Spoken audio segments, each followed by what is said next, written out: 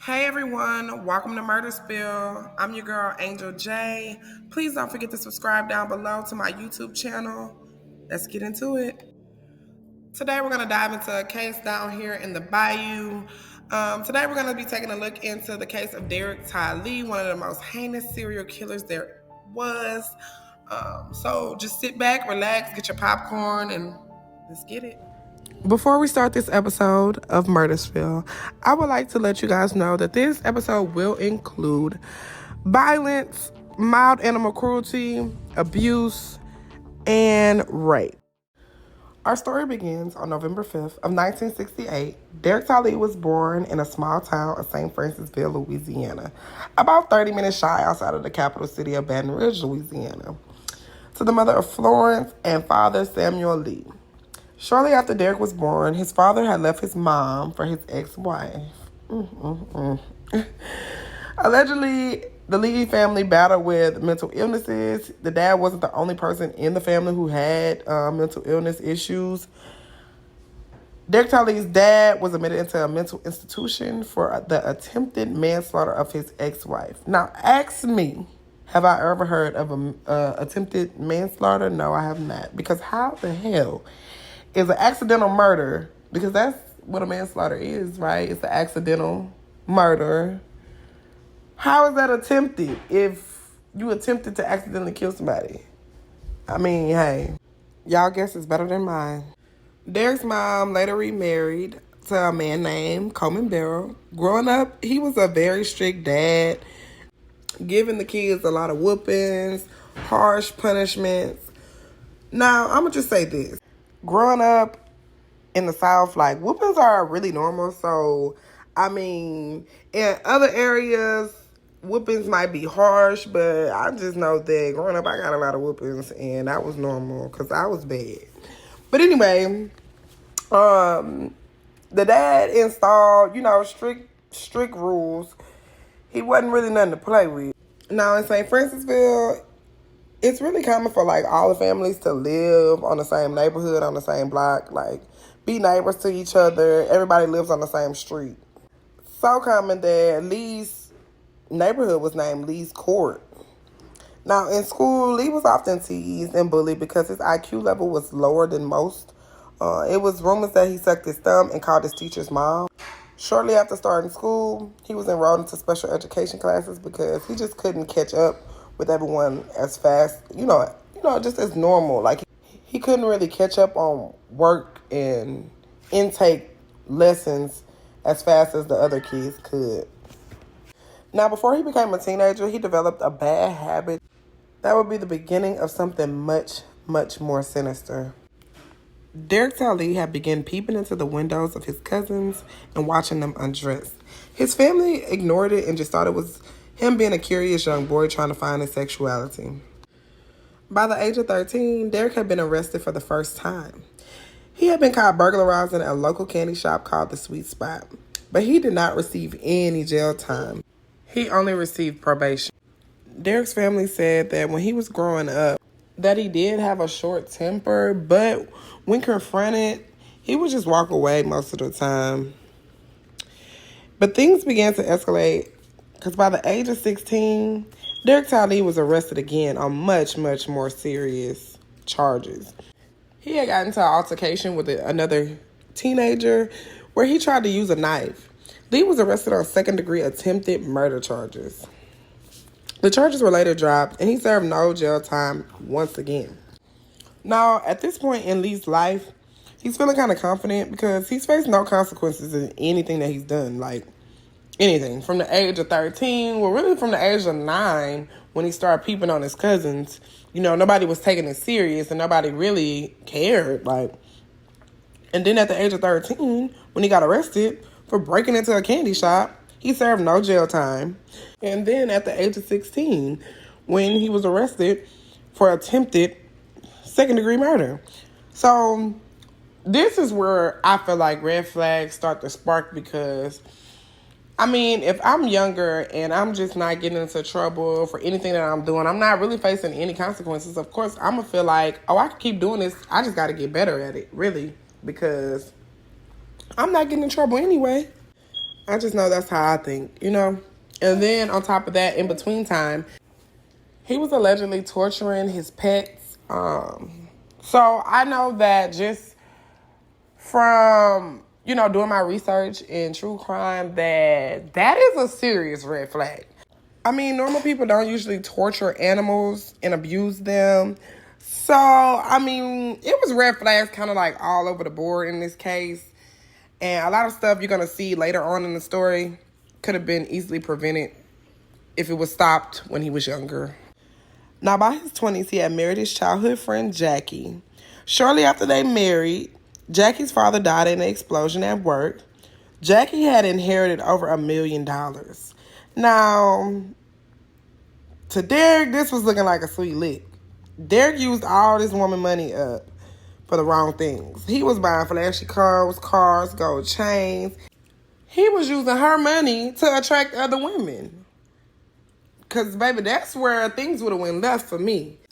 You're not finna be taking advantage of me and my money to go spend time and be in clubs, be at the bar with other women. That would have been a no-no for me, Miss Jackie. But, love will keep you in things longer than you should be. So I can't fault Miss Jackie, because love will have you doing some strange things. Now, after their marriage and he was spending all the money had kind of started to run out.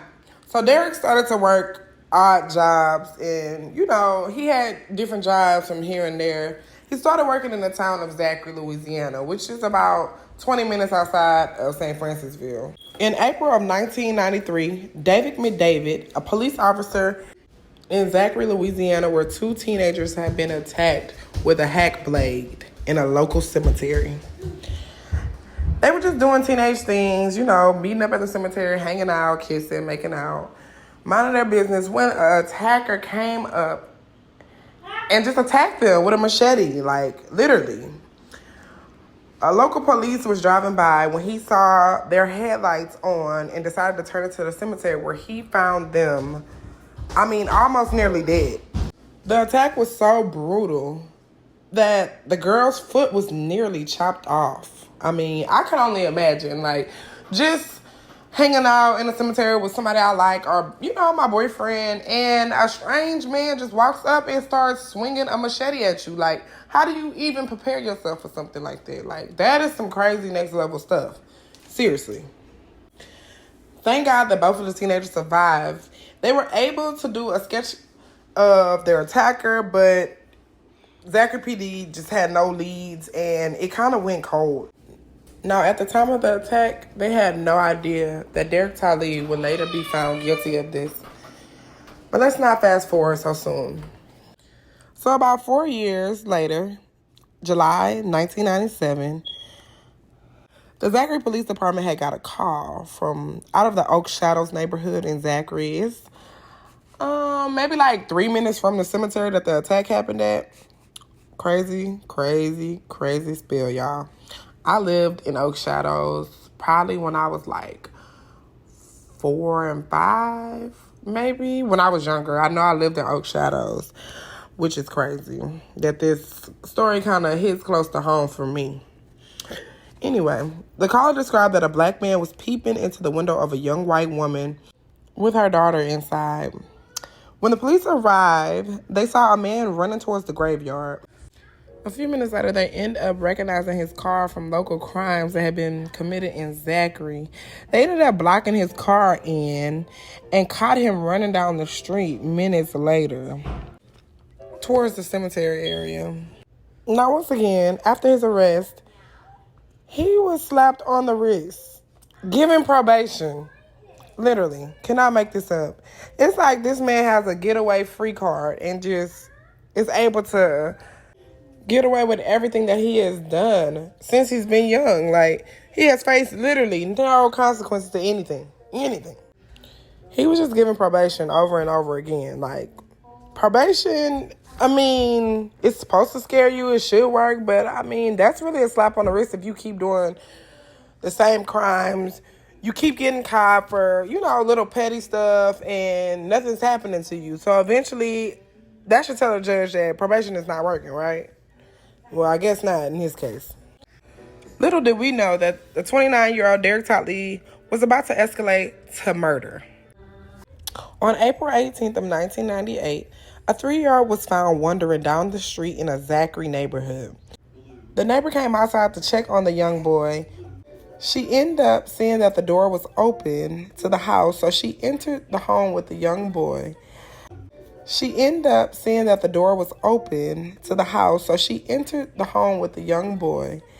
And she came across a scene where she saw some blood, but she didn't go through the rest of the house. She just saw like a little bit of blood and stuff was misplaced.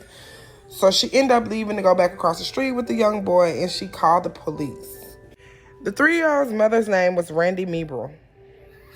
Now, when the police got to the scene, but Randy Meebrel was nowhere to be found in the house. The crime scene was chaotic. It was blood everywhere in the bedroom. To the police, the attack had seemed to be so brutal that her contacts were left in a puddle of blood parallel to each other, suggesting that maybe she had been knocked so hard in the head that they just popped out of her eye sockets.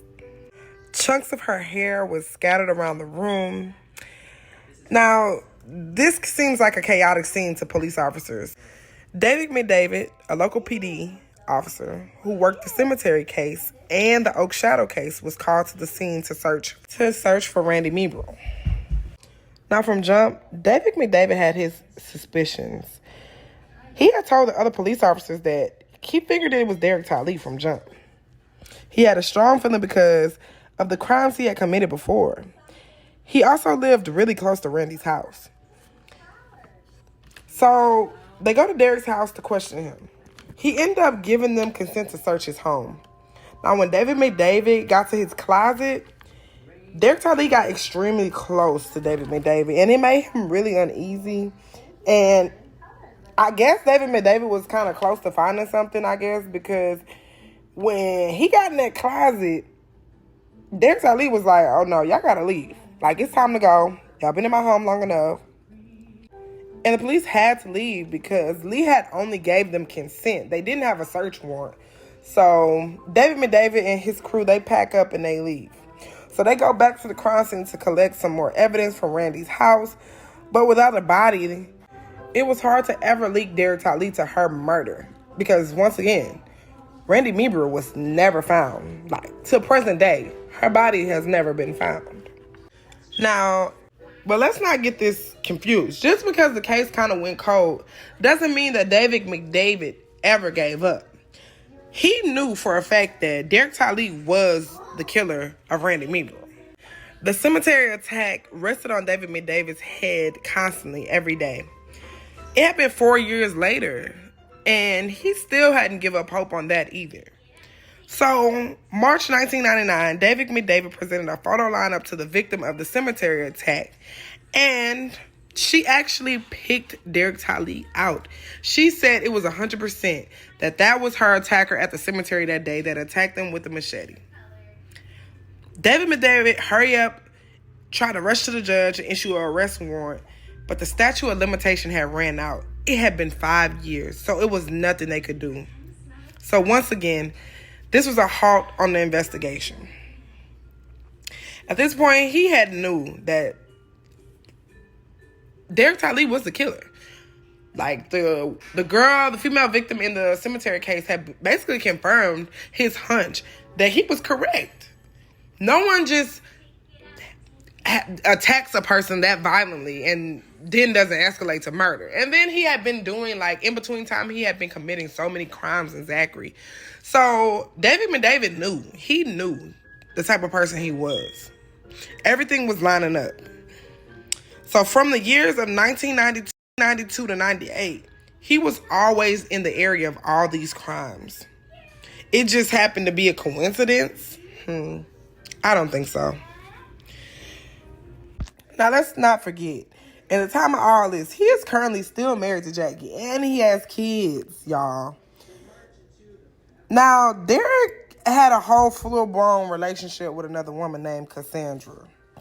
She was the girlfriend and still had the wife at home. But I feel like Jackie probably was just along the lines of, like, whatever. Like, he, handles me bad at home. He talks to me crazy. It was never, 100% stated that he abused Jackie, but you could kind of tell he dominated the relationship just off of how he did what he wanted to do. He spent all her money. He had access to everything. So in my opinion, Jackie probably was just like, do what you want to do. Like, I don't care if you're not at home, because it's probably a breath of fresh air when he's not there anyway. In January of 2000, he was arrested for assaulting Cassandra, the girlfriend, in the parking lot of a local bar. He fought her because she was mad about him basically cheating on her. How you have a wife and a girlfriend and you can't even stay faithful to the girlfriend? Like, it's just chaotic. Derrick was all over the place. So he ended up fighting her and attacking her in the parking lot. And the attack was so brutal, he was sent to jail for a year. But still in all, just a year. That's it. And he had a list of crimes. He had so much stuff he had done. He had been on probation 30 times already. And he only gets a year for beating Cassandra in this parking lot. So when he got out of jail, I guess this is when things really kicked up a notch. Like, I guess, when you're sitting in jail, you got a lot of time to think and plan. And I think, me personally, that his time he spent in jail, he really mapped out and perfected his method of, how to get away and kill, because he's going to go full blown. This is when things really kick up a notch in the story. He did all his work in Zachary and in St. Francisville. So he knew that, when he got out of jail, things were going to be really hot for him. And it wasn't going to be safe for him to be killing in Zachary anymore, because David McDavid and his crew were, on his trail. They were, ready to arrest him because they knew. So he began to kill in Baton Rouge, Louisiana. And Baton Rouge is about 20 minutes out of Zachary. So it wasn't that far, but Baton Rouge is a way bigger city than Zachary. And he was kind of able to get away with his killings for so long because at the time, Baton Rouge had another active serial killer. So it was just a lot going on in the city around this time. Everybody was scared and everybody was on alert because, women, not just people, women were dying left and right. And nothing was really being solved or. So, new area, new victims. On September 23rd of 2001, Gina Green was murdered in her home on Stanford Avenue. Now, what makes this a little bit more, creepy and eerie, weeks before her murder, she was, confiding into her mom and her friends that she felt as if somebody had been watching her and stalking her. She was telling them that, I don't feel safe. I feel like someone's watching me. But she never had proof. It was like she felt it and she knew. Now, she lived about 5 minutes from LSU on Stanford Avenue. Now, Derrick had got a job kind of close to LSU. So this was exciting to him. This was like a new playground, new victims, new field. And it had a lot going on by LSU. The campus is busy. It's a party area. So to him, he would just probably kill and get away with it because, it's so much going on in that little small area. It's a party town, college area. So, it's a busy area. Easy for him to just disguise himself in the madness. On September 23rd, Derrick Ali had forced his way into Gina's home, where he beat, strangled, and raped her. The attack was quite brutal. She was found 2 days later by a concerned co-worker because she was known to be at work, be very punctual, so it was out of the ordinary for her not to show up to work. Unfortunately, the detectives had no leads. They couldn't pinpoint anything. He didn't really leave any evidence, and around this time, DNA really wasn't a thing. So all detectives could do is just collect fluid or, they could collect the DNA. They just couldn't test the DNA. So they collected the fluid and DNA from the crime scene and basically just had to put it in their evidence. But do you think Derrick really stopped? No. This only basically lit his fire even more because a few months later, he ended up killing again. On January 14th of 2002, 21-year-old Geraldine DeSoto was found dead in her trailer in Addis, Louisiana. Now, this is West Baton Rouge. This is about like 15 minutes across the bridge. She was found by her husband at that in a pool of blood. Allegedly, Derrick Talley had knocked on her door and asked to use her telephone. He forced his way in and beat her with the telephone in the head so bad that it caused a skull fracture. Now, Geraldine ended up putting up a good fight. She broke free from him and ran down the hallway to get a gun that she knew her husband kept in their room. But they ended up wrestling with the gun. And we know this because they had, like, sketchings from the gun in the ceiling. Like, basically, the gun went off and had a few rounds in the ceiling. But Derrick ended up overpowering her, and he beat her to death and strangled her and raped her. Like, this man is vicious. Now, Derrick wasn't even a suspect. Like, at this time, they didn't know that they had a serial killer on their hands. They didn't even know that these crimes were even connected at this point. They actually thought that Geraldine's husband was the killer. Like, he was the number one suspect because they had domestic violence disputes previously before the murder. Like, the police had been called to their trailer numerous times because they were fighting. So, you know, this was perfect for Derrick.